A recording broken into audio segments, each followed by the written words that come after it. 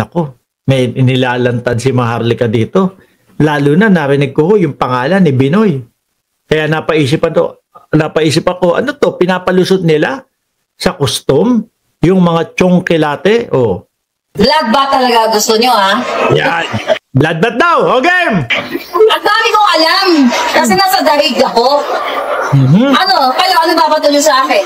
Fake news. Ayan, nag-aaway-aaway na po kasi yung mga DDS, mga kababayan. Tabla-tabla na po sila. Ano po, tabla-tabla na. At isa nga po sa nabanggit, mga boss chief amo sir, nitong si Maharlika, na yung nagpadala daw po ng picture na nakabukangkang daw po.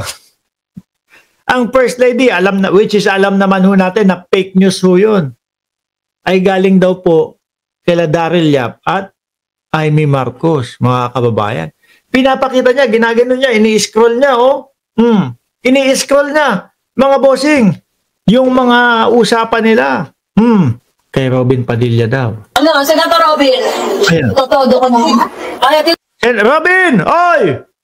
Di ba ang sabi ko kasi ni Robin, nako, isusulong ko yung pagpapadrug test. Ganyan daw. Una daw pong ipapadrug test, dapat unang ipadrug test yung yung isang staff niya na nag-resign na. Hindi naman pwede yung ganun, porkit nag-resign na, porkit umalis na, wala nang pasinan. Kahit nag-resign yun, kung may paglabag na ginawa po sa Pilipinas, dapat alamin pa din po yun. Drug test lang ang katapat nun. Magiging malinis ang kanyang pangalan at pwedeng bumalik